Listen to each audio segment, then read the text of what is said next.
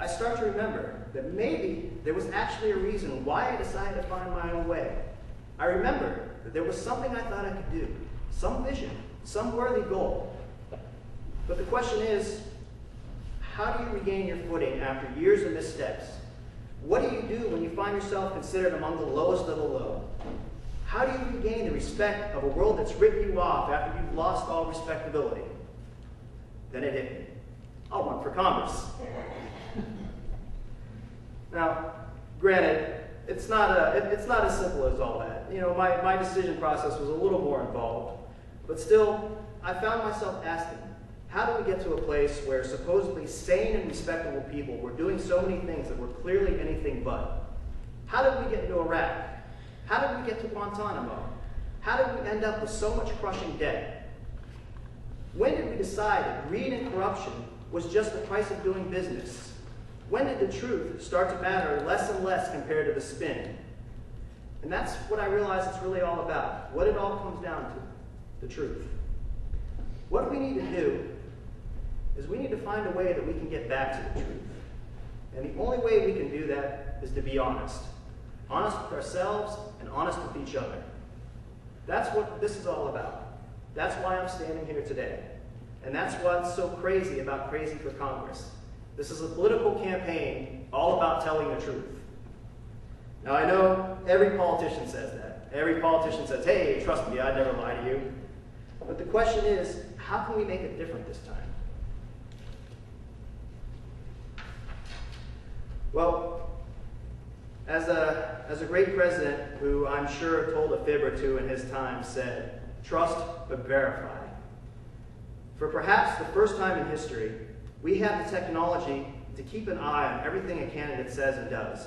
And with the internet, not only can we do this cheaply and efficiently, we also have the means to allow for constant feedback and dialogue with the candidate. Imagine it. Virtually 24 hours of constant contact and scrutiny. How much could we really find out about the candidate? How much more would we be able to influence the process? All we need now is someone crazy enough to run under these conditions. That's why I'm here. Starting in November, virtually everything I say and do will be on the record for all to see. Starting in November, I'll most likely be moving to that little house over here on the side of the parking lot. And I plan to spend the next year with that camera, going around and talking and getting to know the real people of Southwest Florida. I want to build an honest-to-goodness, real grassroots consensus about what this district really needs. And the cameras are going to be with me every step of the way. And come next November, if the voters of this district see fit to send me to Washington, I promise those cameras will follow us there as well. And we will hold the rest of the federal government to the same standards of transparency, integrity, and accountability that we establish here.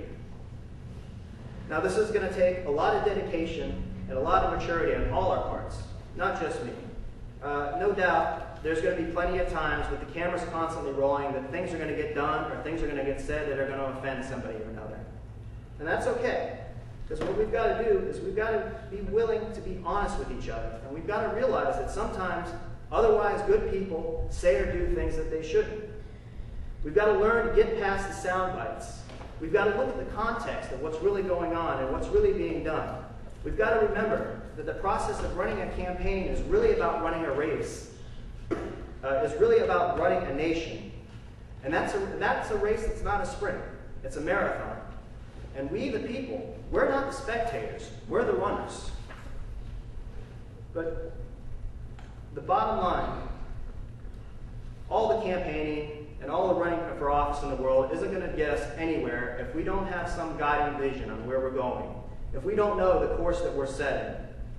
You know, when I listen to the loudest voices out there that we hear all the time now, I find that vision is lacking. You know, from the right, I hear a philosophy of more, heedless to the costs. I hear about all these boundless opportunities that seem to pay off with no regard for any responsibility to those left behind.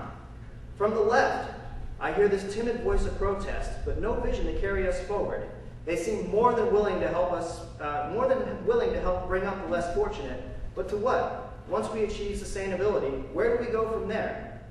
From other corners, The speakers for religion look reverently to the past. Meanwhile, the proponents of science make promises about tomorrow. But what about the here and now? And from all of these disparate voices, we have to form a consensus. That consensus must emerge. There has to be a balance. We have to stop shouting at each other about all the differences and learn to appreciate all that we share in common. As Americans, we need to forge anew a shared vision of responsibility for the destiny of this nation, and we have to better understand humanity's true place in this world. Real leadership comes from setting an example. Real leadership comes from a willingness to make sacrifices.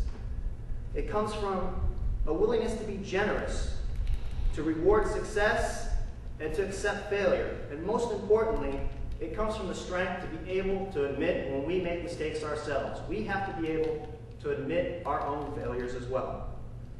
When we talk about democracy, we tend to condemn only those tyrants who openly challenge our national interests. All the while, we support the worst tyrants out there who simply stay quiet about what we do.